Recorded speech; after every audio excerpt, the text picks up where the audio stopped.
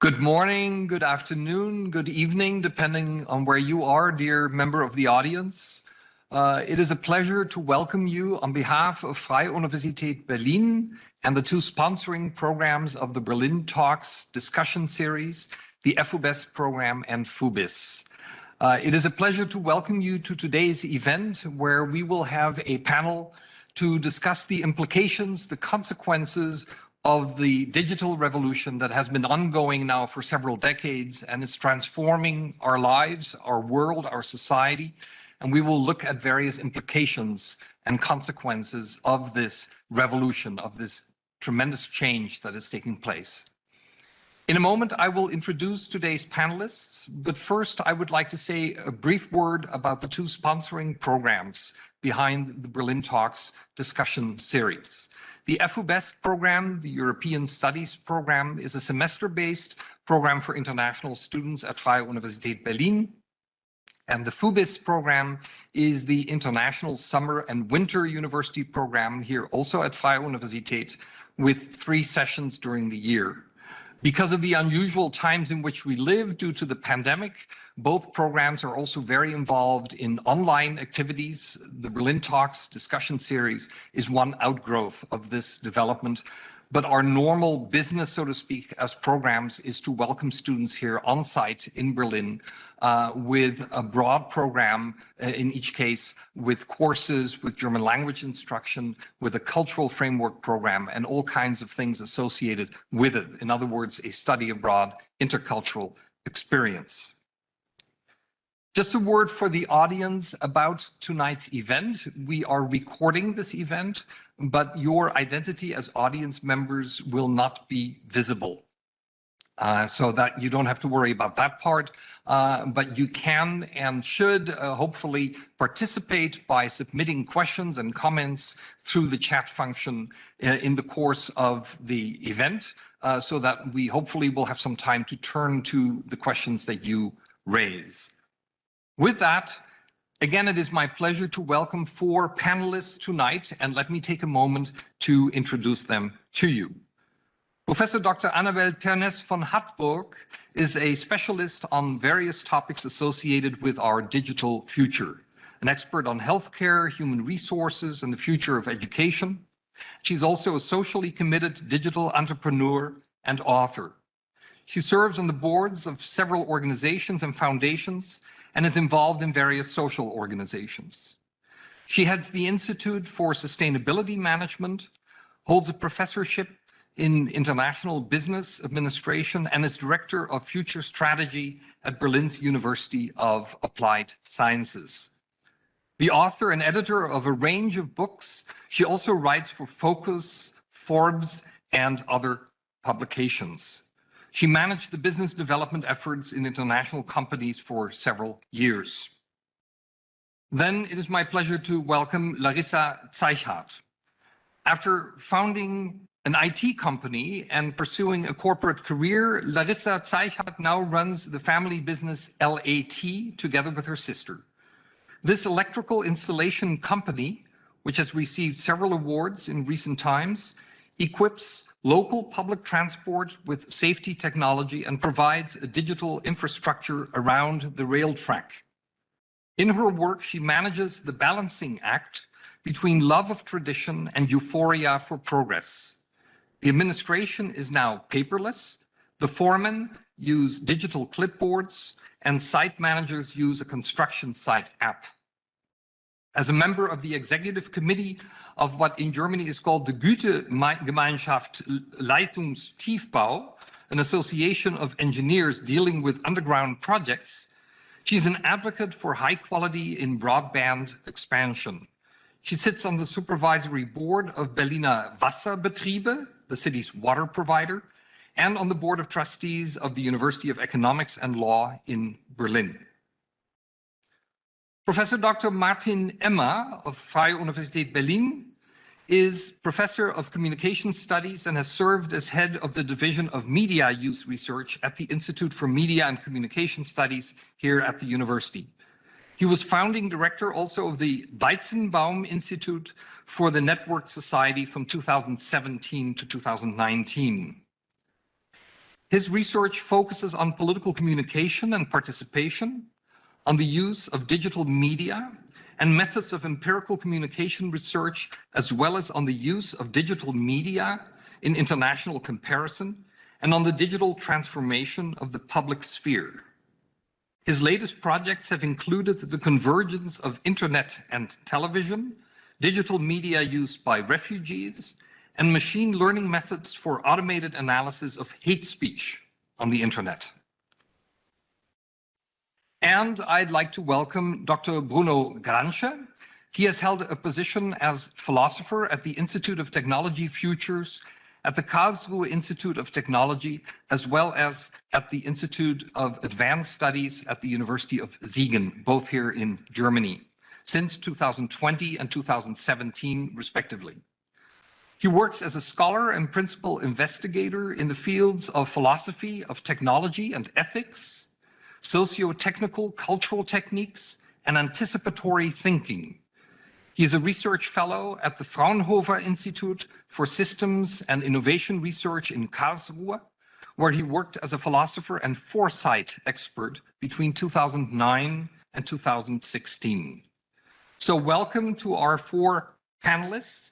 As it is our tradition, what we will do first now is show you, the audience, a few slides, a few images, to get us started with some information about this digital revolution. And we will turn first to the next slide here. You see some words associated with this revolution. And this next slide shows you, in a suggestive way, the rings of a tree. But what you see there is the development starting in around 1968, 1970, when the first things began to happen. The early beginnings of the internet, the development of the first mobile phones, the development of a Walkman. Some of us maybe still remember walking around with these devices. Then the development of Windows 1.0, the World Wide Web at the end of the 1980s, Yahoo.com. If you go down the list, you see things that have become part of our everyday life. And what is striking is the sheer quantity of development, the rapidity of development, and also that it's really not all that old. We're talking the last 30, 40, 50 years where most of this has happened.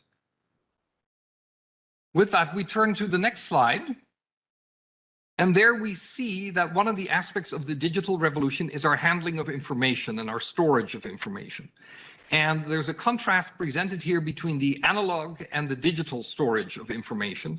And what you see here is that it was around the year 2000 that the scales tipped in the direction more and more of a digital storage of information. Whereas until then, it starts here in 1986.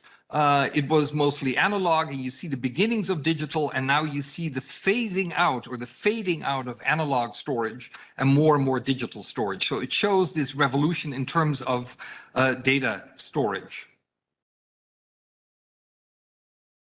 And then I want to show you some slides tonight, and we'll show them at different times from Hootsuite. They produce a report every year.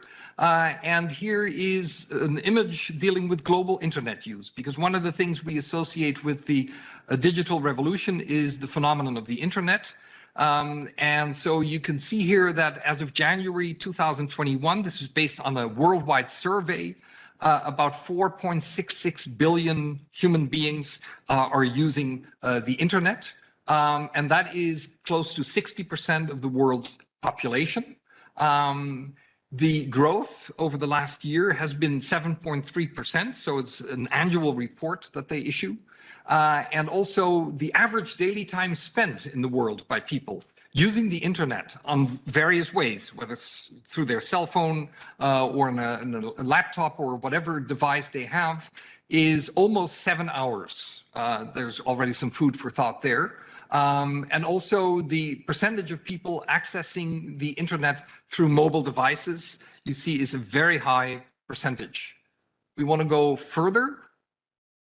And there we see the digital phenomenon around the world, essential internet user numbers, Total population in the world, 7.83 billion. Out of those, 5.22 billion are using mobile phone. 4.66, as we saw, are using the internet, and 4.20 billion are using the social media. And so you can see at the bottom there what that is in terms of the total world population. We go one more, and that shows the growth, the change in this regard from last year. So an increase of 1%, 1.8%. You can go down the chart. Internet users has gone up by 7.3%.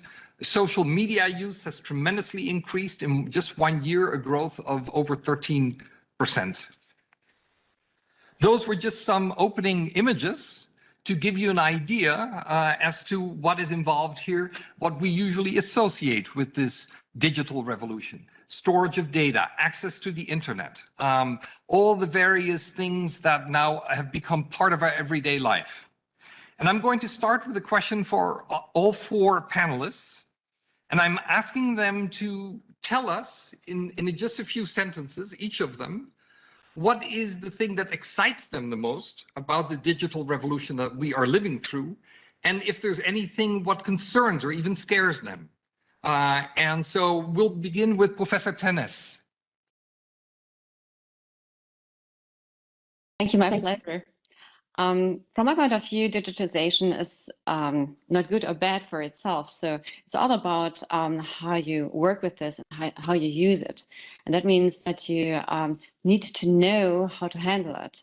So I think with digitization, we can do a lot, and we have seen it already, for example, in telemedicine, or we've seen it also in education, how huge the impact is if you can use digitization to bring great education to many in the world.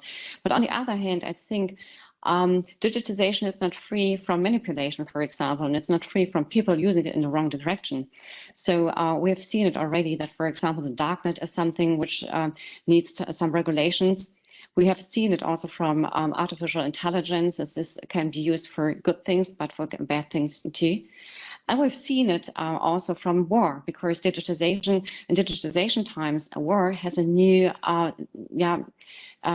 new level. It has got to a new level, and it needs a lot of knowledge, but also regulations, and it needs also a lot of values to be driven and to be held from government, but also from everybody to make this a better world with digitization. Okay, thank you. Dr. Gransche, your view on this. Yeah, thank you very much. I have very similar positions. So I think there's good things and bad things, and a very important question here. What is good and bad for whom, when, to what extent, and so on. So digitalization is first and foremost a huge potential. It changes what is possible. It's not only making things possible, new things, new possibilities, it's also changing the entire modal sphere. So what is possible, necessary, or unnecessary? And that comes with several challenges that are of our concern, I think. For instance, it's very useful, the digital technologies, for information, for connecting, for research, in medicine, in transportation, and so on. We can try and imagine where we would be today without digital technology in creating the vaccines we are having right now. How long would that have taken? But as well, what would the pandemic, the spread, have looked like globally without digital technology as well? So, and the responses to that. So it's all about how do we connect? How do we give possibilities to make use of these technologies? And that's one major concern I see here. It's rather asymmetrical how people can make profit or benefit from these possibilities. There are huge potentials for a few, I'd say, and we see a very, let's say, a huge asymmetry in wealth and power due to digital technologies. And there are a lot who are, yes, profiting, but are subjected to a lot of misuse potential as well as a power technology. So we have the enormous challenge to spread the benefits and potential of the digital technology and to control those in power right now. That's a political democratic challenge. Thank you very much. Larissa Zeichhardt, your sense of pros and cons, the biggest pros and biggest cons as you see them, just in a brief sense. Professor Emmer, your sense of the positive and the negative here.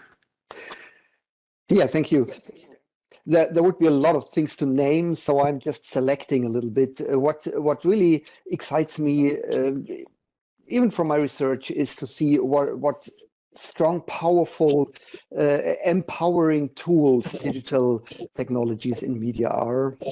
I can see a lot of innovations in our environment in Europe, but also from my research in sub-Saharan Africa, there are so many examples where I can see that digital tools, mobile phones, for example, are really changing the lives of people to the better, even if you consider all of the problems connected to it, like hate speech and whatever. What scares me most is hard to tell. I would just select one feature of digital technologies, and that is the scalability of digital tools, which means that once you have developed a digital solution, it costs almost nothing to roll it out to large environments. Like if you have installed a small face recognition system at Berlin Südkreuz train station, then we all think, oh, it's just a small test tool, but it costs almost nothing. It's just a mouse click to roll it out over all train stations in the country. And that is a situation our political systems, our lawmaking systems, our governance structures are not prepared to deal with at all. So and that is scaring me, at least partly. Thank you. We will come back to the politics. We want to show a couple more slides before we yet turn to the first opening major questions. Here we have some data on the share of time spent in mobile apps by category. Again, data from January of this year. The average time that human beings on this planet are spending using mobile devices each day, which is just over 4 hours on an average, again, across the planet. This was a large global survey. How much of that is spent in social and communication apps? That's about 44%. How much in video and entertainment apps? About 26%. How much percentage in terms of playing games of any kind? 9%. And then other kinds of apps, further 21%. Then we have one more, and this I thought was very suggestive. Here is the classical pyramid of Maslow in terms of basic human needs: physiological needs, safety needs, belonging and love needs, esteem needs, and self-actualization needs. These are issues, of course, out of the realm of psychology and of human nature, so to speak, but now applied to the age of the internet. And of course, the symbols here have been added in that most of us will recognize because of our daily life, whether it be Google Maps or Instagram and Twitter and so on, showing how different aspects of our digital world have entered our life as human personality, as human beings. And I wanted to show this because I would like to turn now to Dr. Gransche and Professor Ternès with a first basic question. And maybe, Dr. Gransche, I can start with you, since you come at this also as a philosopher. What is this digital revolution doing to us in our identity, our very being as human beings? How is our humanness, which has historically developed in certain ways that are, of course, analog and not digital, how is this impacted what are some of the areas of concern there? Are there new ways of being a human being and standing in communication with other human beings? What happens to our identity, our sense of autonomy, control of ourselves, and so on? Perhaps you could explore this issue a bit for us. Yes, of course. Thanks for the question. What does digital technology do to our being human? Basically, there are two extremes of answering that. That would be nothing at all and everything. So the question about the human being, the human condition, is quite old and has never been decided. So each time someone comes up with a definition, a human being is X and Y, then someone comes with two responses. First, they find a case where X and Y doesn't apply, but it is still a human.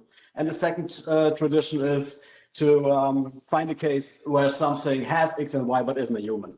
So depending where you start on the human condition, you have to reflect about the difference digital technology makes.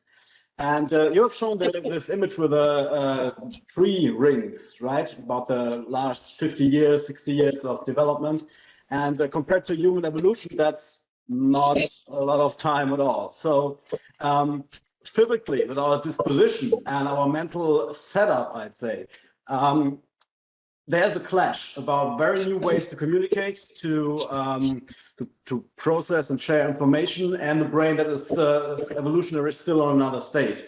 And in this clash, for instance, you can see the tendency of humans to be rather addicted to digital services. So there's a huge potential for addiction because there are some needs. You mentioned Maslow, which is contestable from the hierarchy, but there are several needs, and some can be met by digital services, and at an easy level, so that people are triggered to get this sort of confirmation, feeling connected in a way that can be misused by those providing the services, but that can make people addicted to that. But basically, our entire life, our being human, is mediated by technology. So what the world is for us is mediated, sort of filtered, enabled by technology, and others and our entire experiences are given to us through technology.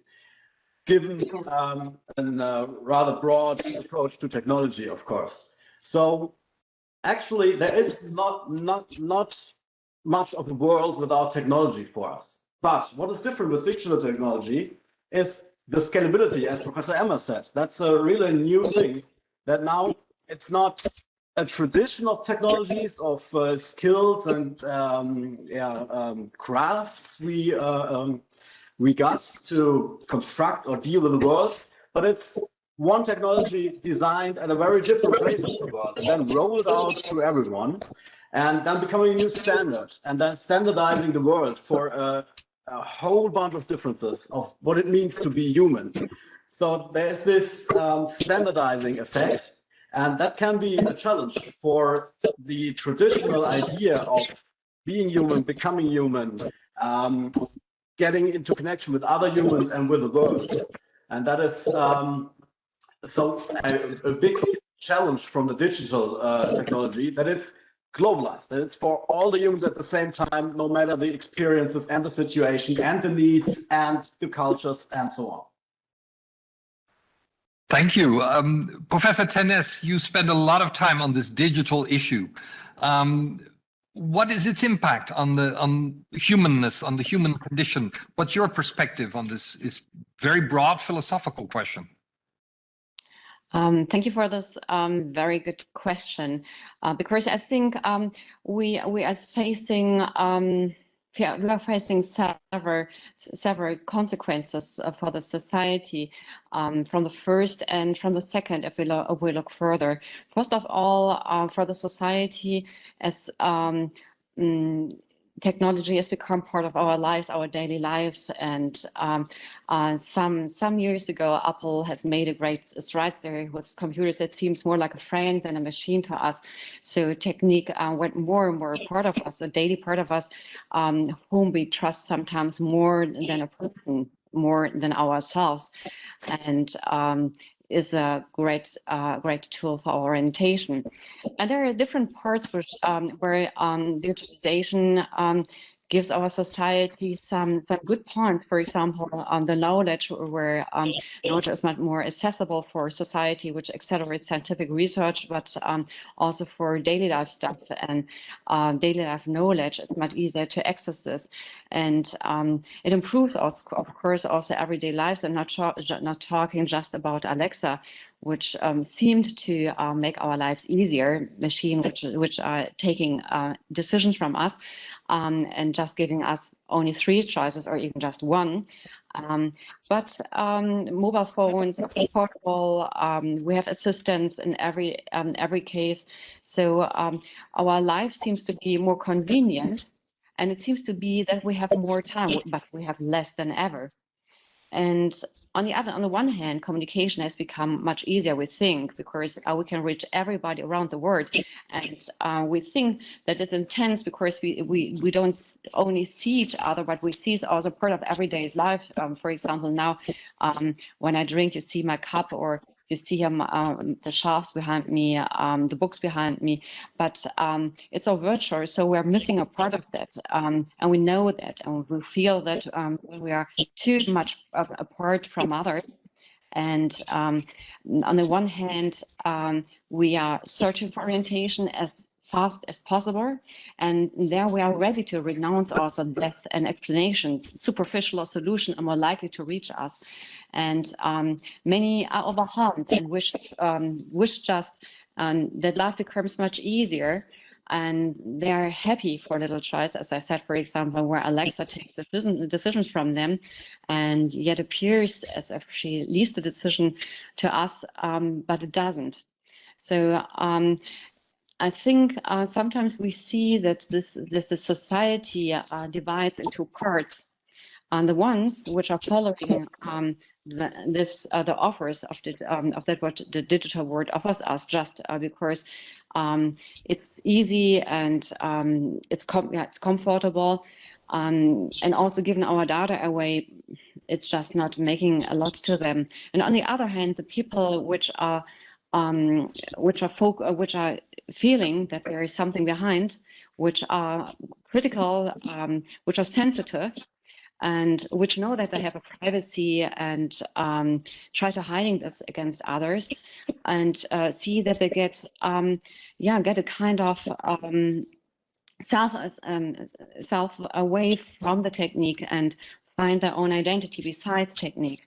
So technique seems to be a friend on the one side and an enemy on the other side. And it's a kind of important, that people find there is a solution how to deal with. Just briefly back to Dr. Gransche. To what extent is this digital revolution also something associated with the tempo of life? The rapidity of change, which is very difficult. We sometimes see a situation where younger generations find it easier to keep pace with things than older generations. Does that create a sort of intergenerational inequality in terms of coping with daily life? Well, one of the huge advantages of digital technology and processing power is speed, right? And acceleration to process huge amounts of information. So acceleration is a characteristic of this revolution. And thus, because it's about information and information is used in research and technology development, the development is accelerating as well. But that doesn't necessarily fit to other developments and changes. So technological speed or progress, pace of progress, is not necessarily the social pace of progress, nor the moral pace of progress. And there are some temporality differences that are creating clashes of sorts. So for instance, you mentioned the generations, and of course, some of the technologies are developing far too fast for some of us to keep track.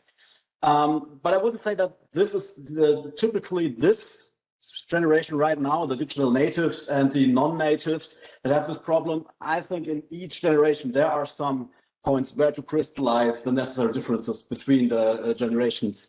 They seem big at first, but after a couple of years or decades, I think there are other differences. So for instance, we are having trouble with swiping instead of typing, or we're using the thumb on a smartphone, and I'm still using this index finger and so on. Those are differences.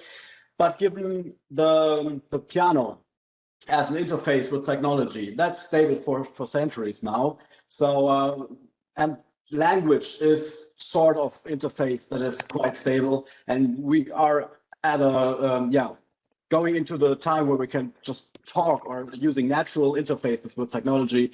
So these differences that we see right now between the generations of being able to use sorts of interfaces might not be that significant, in my opinion. Thank you. Now, one of the things that was already addressed was, of course, the impact on communication. And we're going to turn now to Professor Emmer, the area of communication, also politics. And we do that first again with a few slides here. We are looking there at daily time spent with media, time spent using the internet, time spent watching television, again, a global survey. You can see how many hours and minutes on average, time spent using social media, time spent reading on various kinds of materials online and as well as physical, can be newspapers and so on, time spent listening to music streaming services, broadcast radio, that could be driving to work, I guess might be a classical occasion to listen to the radio, podcasts, and playing games. And you see the big winners, of course, are using the internet on all devices and also watching television, whether that is done on the computer or in a classical television equipment. We have one more slide regarding social media use around the world. 4.20 billion active social media users in the world's population. That is over half of the world's population. An increase since last year of over 13%. 4.15 billion are accessing the social media through their mobile phones. And so a very widespread use of social media around the world. Then we see the number of global social media users by year, 2016 growing to 2021. You see the jumps there from year to year in growth, 20.9% or 8.3%. It all adds up to staggering numbers in a very quick succession of time. And then we have an interesting chart, I think, daily time spent using social media. And there the countries are listed. And in the middle, you see a white bar that is the worldwide average, which is about 2.5 hours, just a little less than that on a daily basis, spent using social media. And then you see the countries that are spending more time on average, the people in countries spending more time to the left and others to the right. And what is interesting, if you look at the countries, is that the countries that are above average in terms of social media use, many of them would be classified as what we call developing countries, or what used to be called the third world. If you look at advanced developed industrial countries, they are more towards the right-hand side of the scale. You see Germany, for example, is the 5th from the right-hand side. The US is also less than the worldwide average. So the more developed countries socioeconomically are scoring lower on daily use with social media than some of the countries like Nigeria or Brazil or Egypt or Ghana that might in some classification be called developing societies. So with that, I would like to turn to Professor Emmer and first ask him to combine the digital revolution in communication with our development, our notion of citizenship.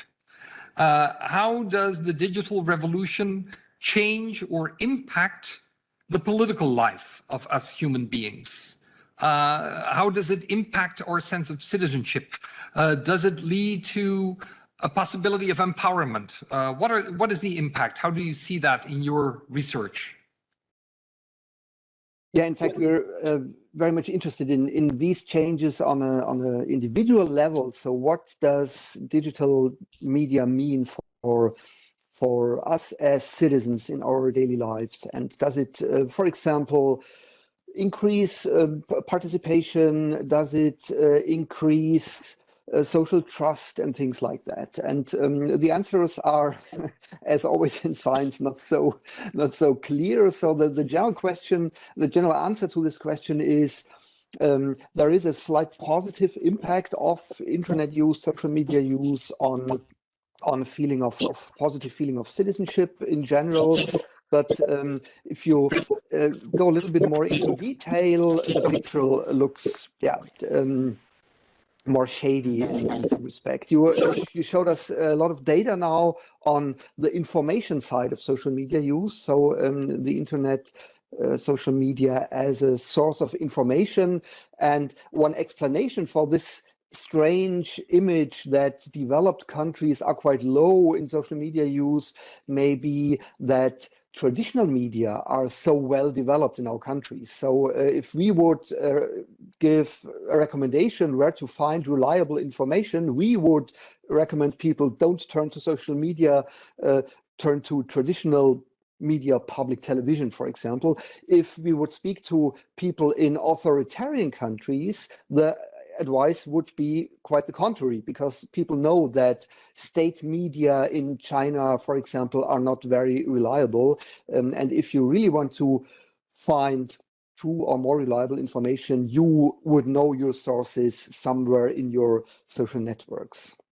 So it depends a little bit how you assess the power of these digital media, for example, where you are when you're dealing with these media. But let me add one thing, that is not just the information capacity of internet and social media, but also the political influence capacity of social media. And that is even more impressive, as I said in my introductory statement, because you find so many examples where groups that didn't have a voice before in the old media environment 30 years ago now have a voice, which is a little bit difficult today, because one effect of this is that we enter now a lot of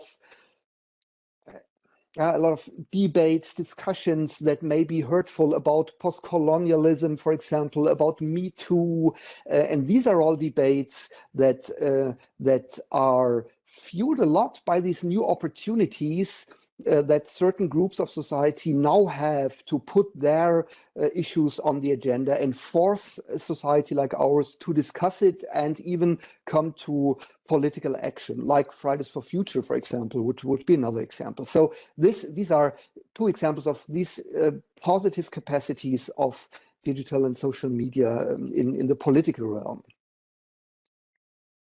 You see the social media playing a role in the area of social mobilization, political mobilization. I'm thinking back to the events that happened on January 6th in Washington, D.C., where social media were clearly playing a role in mobilizing people to come to Washington. And then, of course, it's connected to the question also of fake news and of agitating, creating an agitated mood. Is this simply an unfortunate byproduct, or is this something that is going to be a threat to democracy at some point? Yeah, this is an important aspect of it. This is the dark side of this empowerment, so to say. We call it dark participation in research, using these empowering tools for anti-democratic or even violent, mobilizing for violent action, for example. That is the downside of these digital media we have to deal with. This comes with this additional freedom we have, and we are just in the process of finding ways to deal with developments like that, because one important strategy of using these digital tools and social media for such negative or anti-democratic purposes is that these actors disguise themselves as just normal citizens, but very often behind these groups stand very, very well organized actors. There are studies that show that about 50% of all hate speech goes back to a very small number of accounts which are very strategically posting and flooding public sphere with hate speech messages. And so there are some access points to deal with that for platforms, for example. Maybe we come to the field of platform regulation to deal with problems like that. Yeah, let me follow up just briefly with you on that. The legal implications here. I mean, we cherish freedom of speech, but where are the limits here when the social media are used in ways with fake news to arouse mobs of people and so on? Where does a democracy come to grips with the need to regulate here? Are our laws adequate at the present time? Yes, so interestingly, Germany is some kind of an example with this NetzDG, this network enforcement law that was introduced here some time ago. A lot of international colleagues and guests are asking for that. So that is one approach to try to deal with this problem, and that approach is the typical German approach, because there's not really a law that defines what is hate speech and what should be allowed to be said and what not, but it's more forcing platforms to self-regulate, so to install procedures to deal with hate speech. For example, procedures for flagging, for complaint, making procedures more transparent and things like that. That is an approach that tries to keep the public sphere as open as possible, but still finds ways to reduce this amount of negative communication. Maybe at the moment, this model is not really working to a satisfactory extent, because there still is a lot of negative communication in social media, so there would be a lot to do there, and finding this balance will be an ongoing eternal challenge for a democratic society. So there will not be an easy one-catches-all solution for that. Thank you. We will come back, of course, to some of the issues that have already been raised, because I know that questions are coming in. But I want to turn to Larissa Zeichhardt and first again show a few images here, because we now are turning to the question of the economy, of commerce, of business, of conducting business, of consumer behavior, and so on. And here again, out of this Hootsuite report, I'd like to show you some data on global e-commerce. And there you see what the total volume is in terms of American dollars, in billions, money spent in e-commerce in the area of travel, mobility, and accommodation. You see that's almost 600 billion.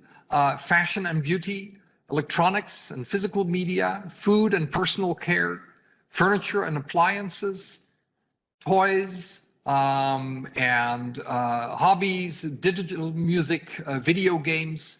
The internet, the digital era is big business in terms of consumer behavior. And in fact, if we turn to the next slide, this is also very interesting in light of this past year. You see what has happened to e-commerce in the area of travel, mobility, and accommodation, a decline of 51%. People couldn't travel. All the lockdowns had an impact on bookings, but everything else has been healthily growing. Fashion and beauty, electronics, food, and so on. I think most of us have discovered in our own places of residence how the trash cans for paper are filled with carton boxes because people have just been buying over the internet. And so you see that even this past year with the decline in one category, there's been tremendous growth in others. A couple more images to share there, and that is purchases through computer. And there you see that the older people are, the more likely it is that they are purchasing, if they're purchasing through e-commerce, that they're doing that through a quote unquote traditional computer. Because if we look at the next slide, we see a reverse. We see that when it comes to using a mobile device to purchase things, the older people are, the less likely they are to use that. And the more it is the younger generations that are using this particular method of purchasing through the internet. So, Larissa Zeichhardt, you are in a very practical side of daily life, working with business, with construction sites. How has the digital revolution impacted you as an entrepreneur? Give us some real life examples of what has been happening. I mentioned something in the introduction, you know, I mean, are there still shovels or is everything now digital? Give us an idea. I'll share my perspective. I hope my audio works a bit better right now. Yeah, it's good. That's great. So when I see the numbers on who uses social media, my heart beats faster because that means I'm getting employees who can work well with those devices, which is very relevant for us because we document everything using the mobile phones. But you said it right, I'm not in e-commerce. So the only thing I want to comment on the slides you showed, they were all Q3 2020. And that lacks comparison to everything else we've seen in numbers because shops were closed. So those numbers, be careful with them, wait until shops reopen. But then coming back to what I do, in transport, everything is becoming more digital and it's allowing us to be more intermodal because users have more information on what modes of transports are available when and where. And it's Berlin talk. So in Berlin, you know, these shared hubs, Scalability, for example, where you can use, you arrive by bus, you change to a scooter that you can borrow with your mobile device, and you can see where the next bus can pick you up or where you can jump into a train. So it's very different from gaming or shopping online. I'm more interested in getting information to the users of public transport. Everything else that's happening is playing right into our hands, though, when we look at transport, because of course, we can say after 40 years, everyone knows how to use the mobile phone. We're all becoming more and more comfortable with the digital age, and we have a lot of digital natives out there right now. So my field of expertise, I would say, is more the smart city and the interconnected travel. So we're talking about data and not about users. I'm more interested in what can be connected better, and I need IT and the online whole sphere to communicate that data and the results of that to my users, right? Hope that makes sense. That is, you know, we're dealing there with infrastructure, also the city that is digitized. Yeah. Let me give you an example you can touch from infrastructure. So around the railroad track, everything has been digitized step by step. But for example, the brakes, I don't know if you know traditional railroad brakes, they push to the side, they stop the train. All of these have been replaced in Berlin. You're now stopped by a little yellow box about this size called Balisen, and it doesn't just stop the train, it transports all the information. Has the train come on time? Which train has gone before it? Which will come after? How fast is it going? And collecting that information, we can make sure someone arriving in that train, for example, catches the bus and it waits for that person, right? Okay. Now, with this digitization of the city, of transport, for example, does that create vulnerabilities for us as well in case these systems break down? Are there backups? How does this function? Well, the bus, as far as I can tell, making ourselves very dependent on this technology. No, what I'm talking about are add-on features. So the stuff I'm talking about is more additional information that makes it easier for the passenger to travel. So the bus is still real, it's not digital. The train will still be there even if the internet doesn't work. And infrastructure has always been had risks on all sides. Of course, if a physical break stops working, then you're in trouble too, right? So it's more about assessing the risk and working with it. And that's very important when we talk about digital in all kind of areas. We always have to look at the risk, open our eyes, assess it, and try to deal with it. It's the same, I think, when we come to users and social media laws. It's very important that we look at the dangers, but not stop there, go farther and develop something to fix the dangers. And when it comes to transport, everything helps when it's digital. Trains come on time, and I think we all like that. So Now, as I mentioned, you are also involved with the Berliner Wasserbetriebe. Explain to our audience how the digital revolution has impacted the water services in the city in a concrete sense. I have a favorite example that I'm going to share. It's not so much just digital, it's more into robotics. Every time they open one of the lids to go underground, right? It's very tough construction work that you do for water tunnels and cleaning them and cleaning the pipes. So they have started, I think, a good 15 years ago to use robots to do that work. And they use digital mostly to analyze what the robots see. So it's a software running on camera-based pictures that analyzes whether a pipe is breaking and needs fixing or whether it can still be used. And that's a huge advantage because I don't know if you've seen these pipes, but they're not very big, not very comfortable to climb in. No one really wants to be doing that job. So when they started working with robots and actually documenting the data and using that data to maintain the pipes for a very good system, I think that's one of my favorite examples how you can use data itself and digital tools to make construction work more modern, so to say, and probably more effective. Thank you. Let me turn back to Dr. Gransche and Professor Ternès. Again, back a bit more to the philosophical level for us human beings. Is the digital revolution something that is unfolding that we have a sense of control over, or are there certain things that we are more reactive in? Where does the balance lie at the present time? Is it a process that is controlled, humanly controlled, or is it something that is a self-generating process at this point? Maybe Dr. Gransche first. I'd like to address one presupposition in your question first, because we humans, is it something that we have or do? That's already quite difficult to see that way, because it's different for every human, depending on the situation and position in the system and the development. So there are some in control. These technologies, algorithms, they don't have a consciousness of their own. They are not the strong AI that are trying to overwhelm us. Why should they? They don't want anything. They don't have goals and so on. So this technological change is driven by someone, and those are in control. They have power. The question is, are they checked? Is this power checked? And how can the others be positioned towards that power? And that leads us to skills and competences. So there's this concept of digital literacy, how to develop skills, how to deal with this change.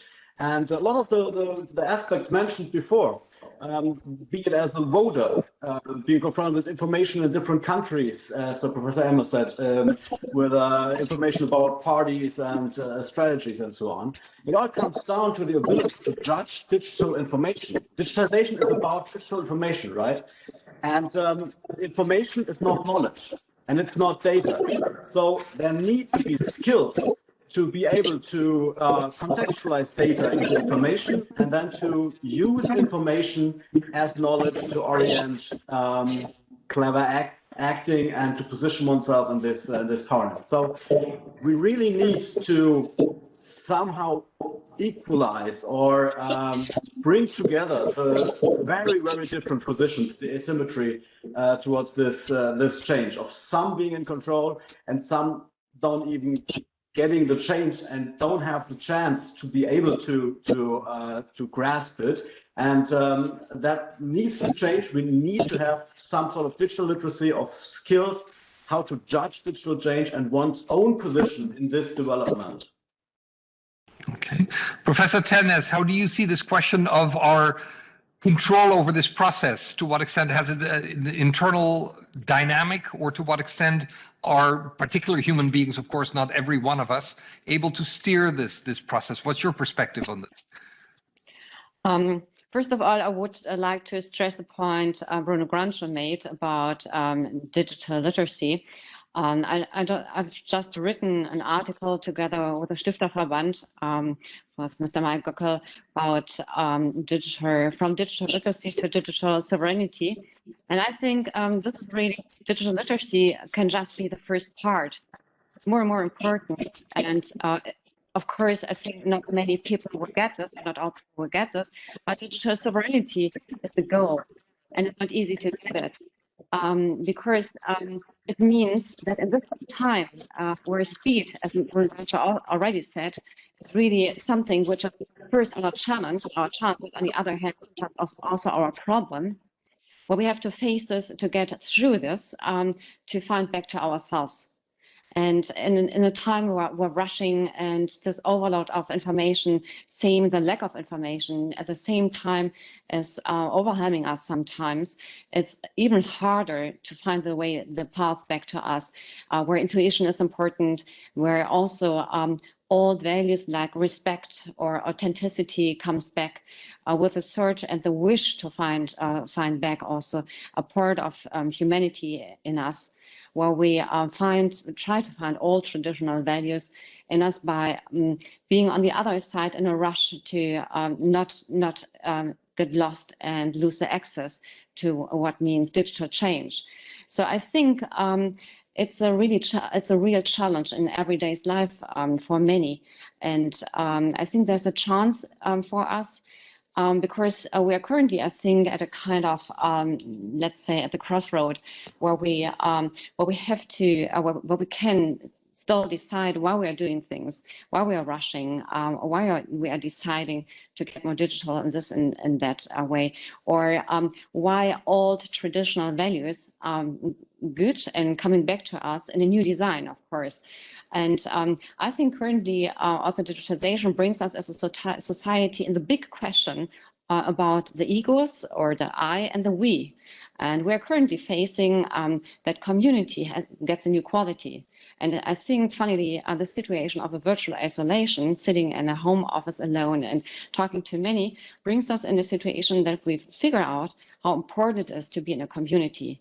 We at WeQ are working on this idea that WeQ is more than IQ, and it's a community which is these community skills, which are very, very important for us to face what is really important about human being, and what is also even a part to bring the digitalization in a future, which has a deep value for us as a humanity. Because it's not just about driving things higher, faster, quicker. It's not even about getting more than the others, because we see already that we as humans drove or worked with the earth in a way which is not even sustainable. And I think just in these times where we think that many of us would have concentrated more on themselves, going more to ego because they have to save their existence, or financial existence. But on the other hand, it's visible currently, and it's interesting that more and more people are interested in diversity. If we look at current surveys, more interested in things like green thinking, CO2 printing, more sensitive about these things, and are even willing to pay more for this. So it's interesting how this situation brings the society into a new drive, into a new direction maybe, but it divides also the society into parts.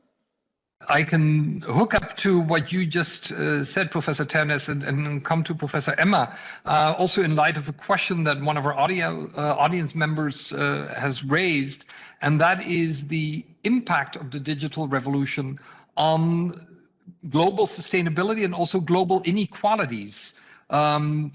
Does the digital revolution have it in it? Does it have the potential to lower inequalities globally, or to increase them, to deepen them? From your point of view, as a communications and communication and politics expert, what's your sense of that?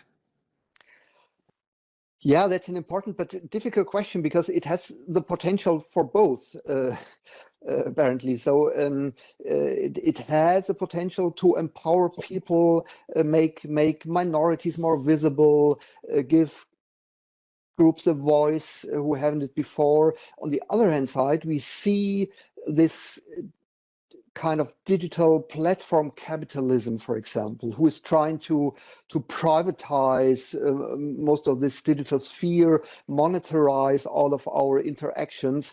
And that is an ongoing fight in all of our societies, how to yeah, make us, as Anabel Ternès said, how to make us sovereign, self-determinant still in such a digital society, and give us control over these technologies, to fulfill our needs, and make it not just tools to exploit us economically. And that is a process that is evolving just at the moment. So we're see a global fight for in which direction this digital world is going. You may know that a lot of authors from the founding days of the internet have lost their illusions and are claiming that the internet is dead and things like that. And this is an indicator for this fight, the question in which direction it will go.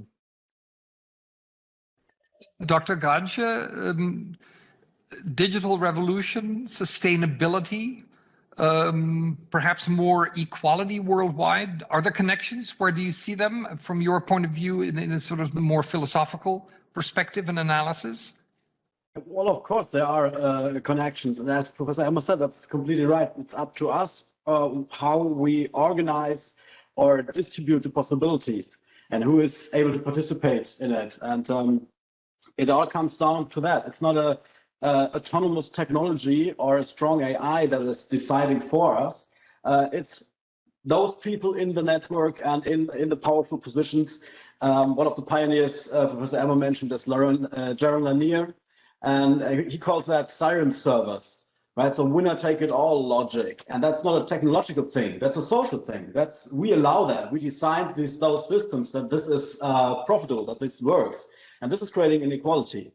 But we can create more equality with that. We have to organize it politically. We have to give other people a voice and maybe change the system on the way, but carefully.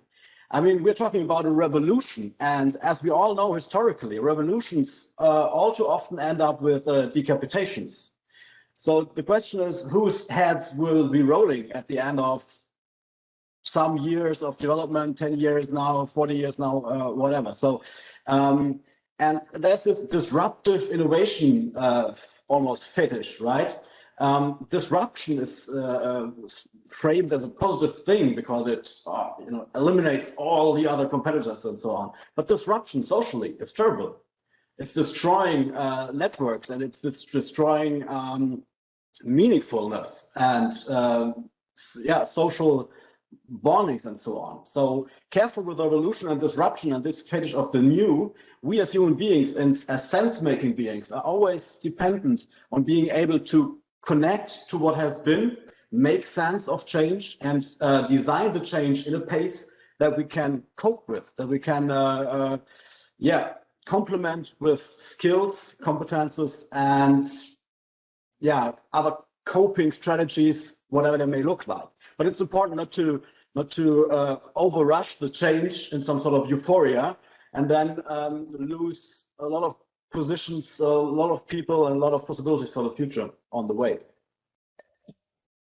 We just looked at some very global issues. I want to come back again a bit more local here with Larissa Zeichhardt, the notion of the smart city, sustainability, and so on.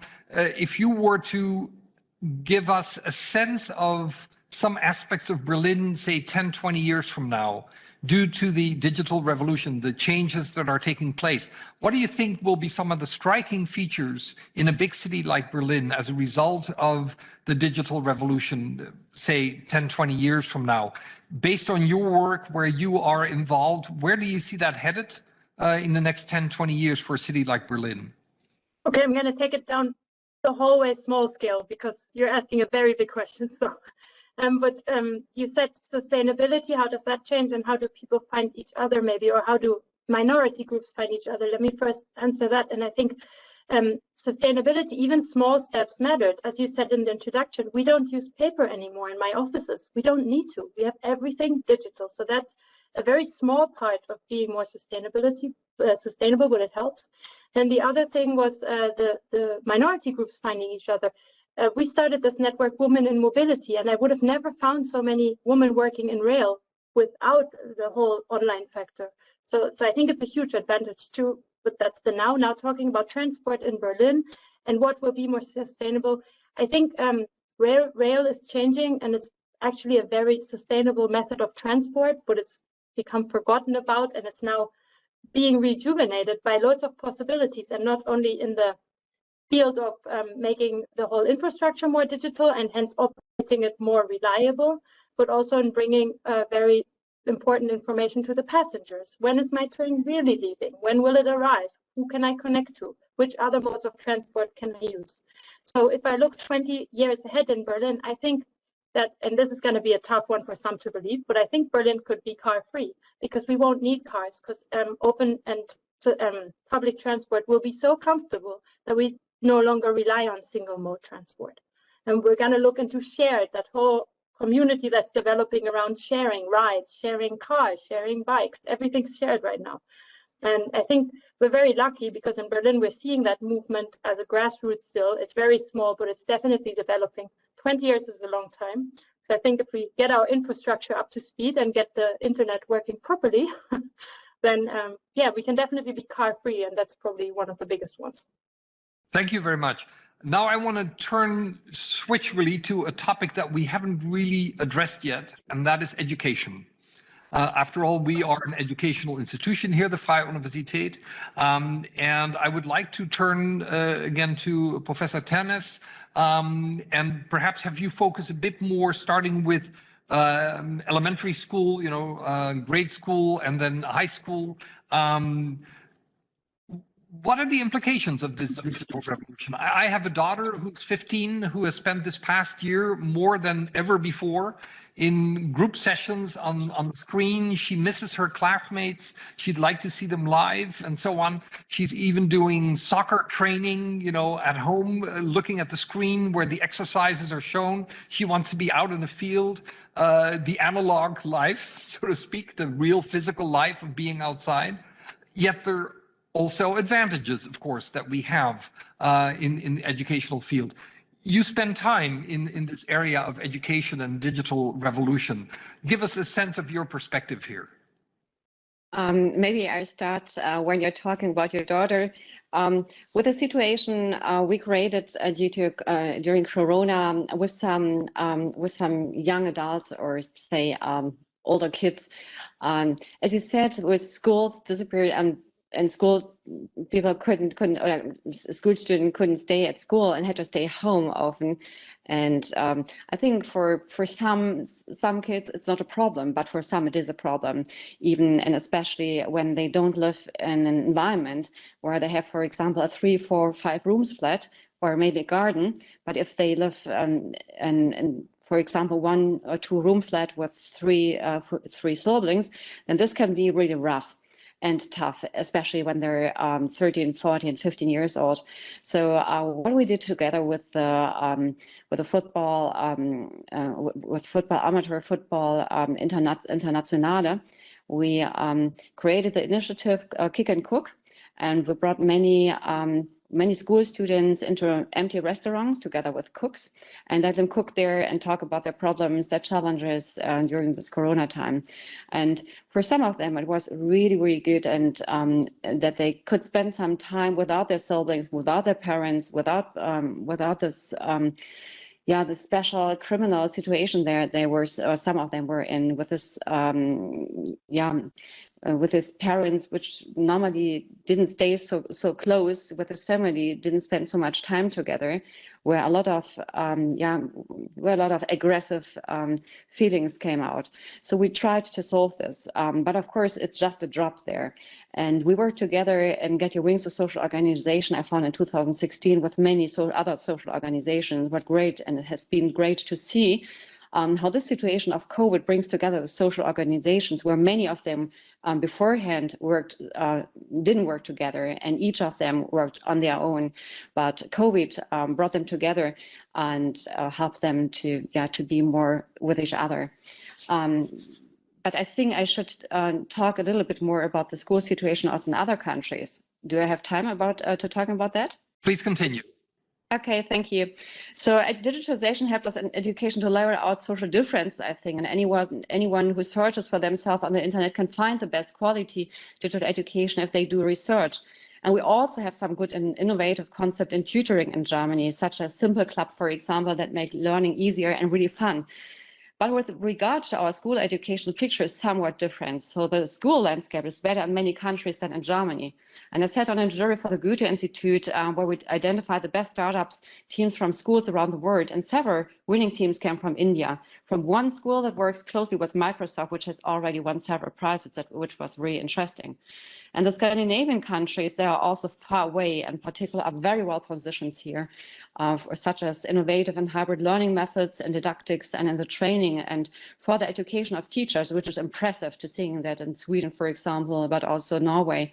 Schools here start teaching media skills very early on, and instead of banning and fearing the internet, children here are introduced to the internet and digital tools at a very early age and learn how to use them very responsibly. For German education, the federalistic system is not optimal in the development of education from my point of view in the digital transformation. So while some schools have been teaching media literacy and hybrid teaching for years now, others do not even have the internet, but instead have outdated computers with outdated software and teachers who are not prepared to deal with digital media. And the states themselves vary in their support for schools and in their attitudes about what is good and what is not. So Digitalpakt was nun is the title of a book I published with the Konrad Adenauer Foundation last year. And we wrote this book to illustrate the status quo in Germany, the challenges, opportunities, and the solutions from different angles.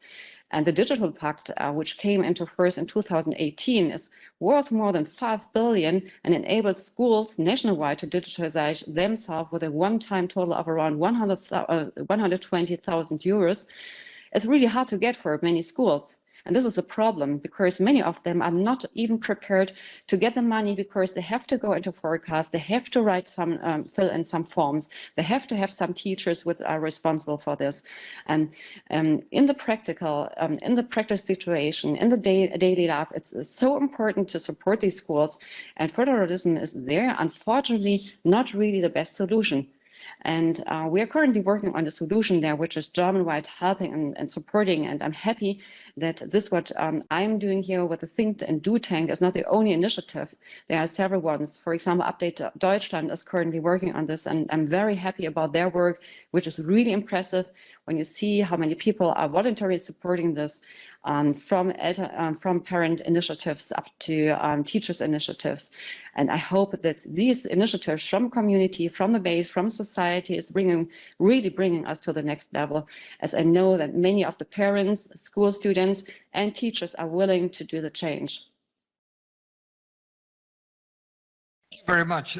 Switching now to Professor Emmer and the university side of things. Professor Emmer, in terms of teaching, not so much research, but the teaching side, the teaching process at the university, where have you seen the impact of the digital revolution? Has it been beneficial? Where have you encountered problems, or have you seen that colleagues encountered problems? Yeah, I mean, actually, the current pandemic has pushed digitalization in university teaching a lot. We at FU Berlin used to have a large e-teaching department, and they try to develop innovative systems for e-teaching, for blended learning and things like that. And we're always publishing brochures every semester and motivate us to use it. And this now paid off last year when we all were forced to use these digital tools. And I was a little bit skeptical at the beginning whether it really would work, but I was surprised how well this shift from old presence learning to current e-teaching worked. So I would have expected more problems than actually we encountered, and we even partly received quite positive feedback on this e-teaching because it has a lot of positive aspects as well. But it's true that the social learning component is really difficult at the moment, and this is a necessary part even of university teaching, to have this meeting face-to-face, particularly when it comes to discussions. That is something you cannot fully replace by online Zoom discussing. That gives me a perfect link to a question that an audience member has raised, and I'd really like to toss it at all four of you. And that is, I will read the question as it is phrased. Will the increased digitalization at home or in the workplace lead to a quote-unquote crippling of some intellectual problem-solving, physical or other skills in human beings? We'll start again with our philosophy representative, Dr. Gransche. Yeah, thanks. First of all, I think the skills are absolutely crucial here, and on many levels. Skills how to do things, skills how to judge things, and skills how to want things, so how to determine goals. And all three levels are in danger of being manipulated, but are also they have the potential to be supported by the digital media. It comes down to what you do and what you care for, and what you how you structure your education. So for competences, it holds use it or lose it. So you were showing these tremendous numbers of time a day, 7 hours, digital, and so on. And in terms of skills and competencies, it means what you're doing most, you're most capable of doing that. So you have routines, you have developed ease in doing that, and you think of these means as a first go-to when you have a problem. You even frame problems in terms of your skills and means. And so if now for a year everyone is only on Zoom and smartphones and so on and not playing soccer, that's changing skills. And the question is it good or bad? And you always have the skills that you're actually using at the time. But the question we should ask as a society is, are those the skills that we are actually right now using most of the time that we want our society to have in the future or right now? And of course, it's helpful to navigate the smartphone with that ease from the first second in the morning to the evening. But we need social skills, we need judging skills, we need reflecting and discursive skills and so on that are best practiced and done face-to-face, for instance. So that's, in my opinion, it's very crucial. We should think about which competencies we do not want to lose.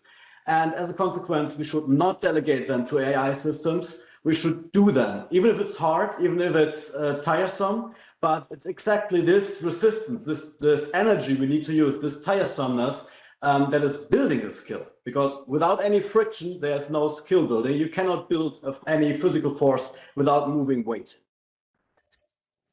Larissa Zeichhardt. Because building is exactly what we do. So in my business, it's 90% construction that's done with hands, right? So when we ask if we actually cripple those skills, I would say no. Digital capacity adds skills. We can, for example, bring in smart and intelligent solutions from other countries and bring in experts just through a video call, bringing them to the construction site. And they can help us solve things, and they teach us to solve things. So sorry that I just dived in, but building is what we do. And I think that we have to be definitely careful not to compare it now to the pandemic. We're missing out, and especially kids are missing out on a huge set of skills that we're going to need in the world to work properly.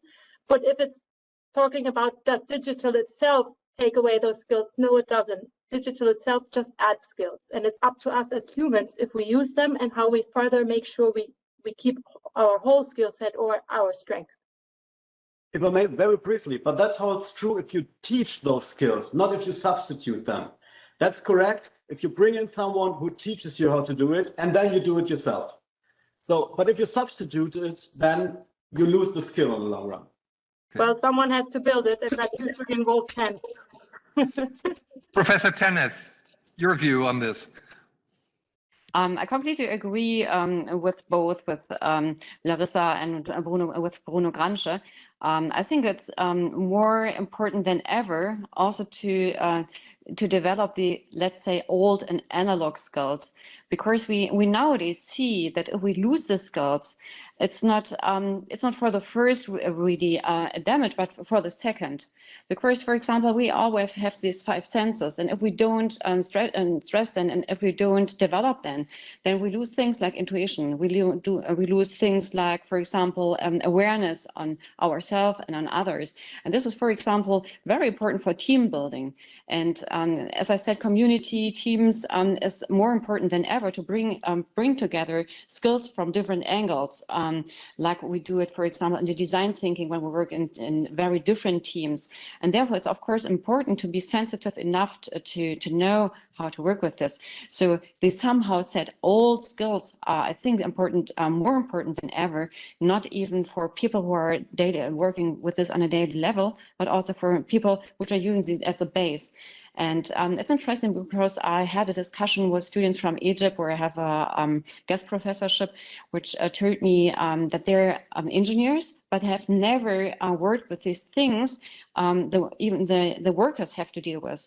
So when the workers ask them the question, they say, I have no idea. So they can't even describe it how it works because they've never done it. So they don't feel that they master it, which is bad.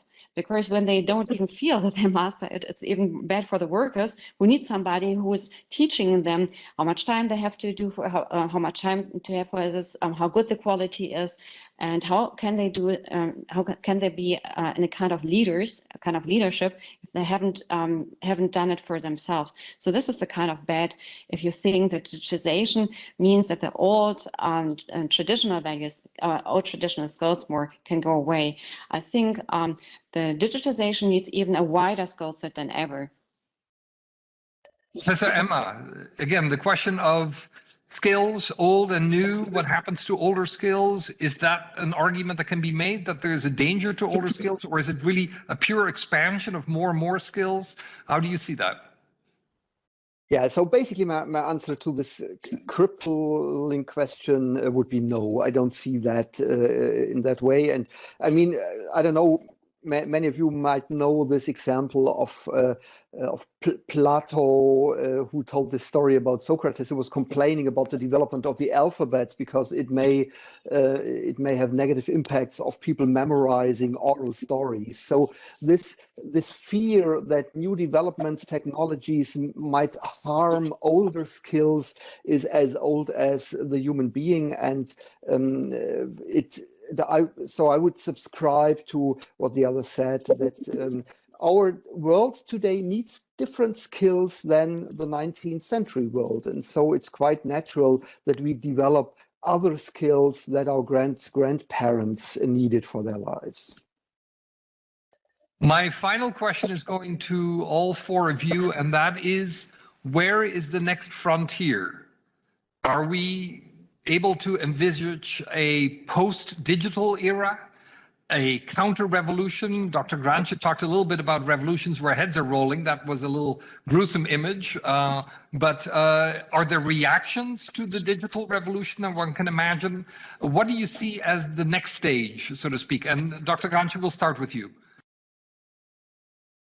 Thank you. As you mentioned, the image of revolution. Well, after the French Revolution, we saw what happened, right? Napoleon as an emperor waged war across Europe, and the idea of the equal human rights and enlightenment and so on were quite under pressure. But then things turned again. So on the long run, who knows? But in the short run, I'd be really careful with disruptive change. So I think it's important to cling to old skills and attach them or transform them into new skills or skill set, and to manage change in a pace that we can adapt to. Because if you break your adaptation pace, then you lose something. And the Emperor Napoleon image, it has some warning for us, I'd say. So I think these technologies, they have a tremendous potential for totalitarian systems and dictatorship and so on. It's just imagine these technologies, this power that you can have with the technology without any control and without maybe nations or laws and so on. So there is an enormous potential for danger. And we see first signs for that, but we are also very vigilant and learn from historical events. So I'd say we are able to manage the future Napoleon, hopefully. Okay, Professor Emmer, the next frontier. Yeah, I would subscribe to Bruno Gransche's position that it's very hard to widen your view over more than 2-3 years, because development is so fast. But what I would expect in the next few years is a growing importance of automated systems. May they base on AI technologies or not, but this automatization of a lot of our environments, even in science, when I think of research methodologies, that will change a lot within the next years. And to deal with that is a challenge, because as Bruno Gransche said, there's a lot of manipulative and dangerous potential in it, and we have to take care that we develop that to our best and not to the best of any manipulative actors. Okay, Larissa Zeichhardt, your sense of the next frontier. Okay, maybe first of all, if you want to steer it in the right direction, we got to be experts at it. So the essence of it all is education. But thinking about what's going to happen in the next frontier, I got together with 79 other authors and we wrote a book called Zukunftsrepublik, where we dare to look at 2030. And it's a very short time frame, but I think it has a good indication, especially in the areas of health and education, of where digitalization is leading us and the changes it makes possible. So I think it's just still a small step, but I think we have huge potential here. And I'm really, the only positive I can get out of this whole COVID crisis is that we've accelerated it. Okay, Professor Ternès, I'll give you the final word here on the next frontier. Thank you. Yeah, in respect to the others, to Bruno Gransche, Martin Emmer, and Larissa, I can subscribe that it's hard to say finally what will happen in 10 years, 20 years, or so on. But what I think what is important is that in a time where we have given so much power to machines already, where we developed so far artificial intelligence, it is precisely up to us how we position ourselves. And it has never been so visible that it's the community and the society and the customer who has a lot of power. I mean, if we see, for example, how the consumer turned into a presumer, into a prosumer, and can handle it and has the power to define that, for example, in times like this, where we normally would see that many companies would at first think on themselves, and but they think about diversity, green, sustainability, and so on, we see how much power we have. And I'm a positive thinker. I'm not an idealistic thinker, but I think we have the power with a package of future skills and with the great education and further education, which is, from my point of view, really basically important, that we can turn this into a really great thing if we work together. And it's interesting, I think, to see how united the states were in the question of health with COVID. How united they were in doing things in a similar way to community very quick. I mean, we often look at the challenges and the bad things there, but if we look at the good things, we see that it has never been that the states were worldwide so close. And of course, I see the risk of manipulation, but on the other hand, I see the chance of communities, of building things together. And I think we see now that we have to do something in the area, in the topics of CO2 pollution, in the area of being more sustainable in a social, economic, and ecological way. And we have the chance of doing this. And I'm very happy to be a part of this. And I think we all have the chance to be part of this. And I think this is great. Thank you so much. And that is a wonderful positive note also to conclude on. As is usually the case with our discussion series, we could go on for hours because there's so much in the topic to discuss, and 1.5 hours just flies by. I really want to thank our panelists for the insights that they have shared with us from so many different perspectives. I want to thank the audience members for participating, also for the questions that were submitted. I want to give you a little bit of information about what's ahead. in terms of our series Berlin Talks. On June 17th, we will be back with a special session involving younger global leaders, young globalization, the role and impact of young leaders in a post-national world. So that should be quite interesting. And you see there is a website, a web link to go to find more information. We also have online activities beyond Berlin Talks. As you can see here, our program FUBiS, the International Summer and Winter University, is hosting an online term 2 and term 3. You can see the dates there. And the FUBEST program is hopefully on site again in the fall as well with a group of students, but is also offering an online program that starts at the end of August. And if you go to our YouTube channels, you can get various kinds of short films, sample lectures, and so on to get a feel for these two programs. You can also follow us on social media.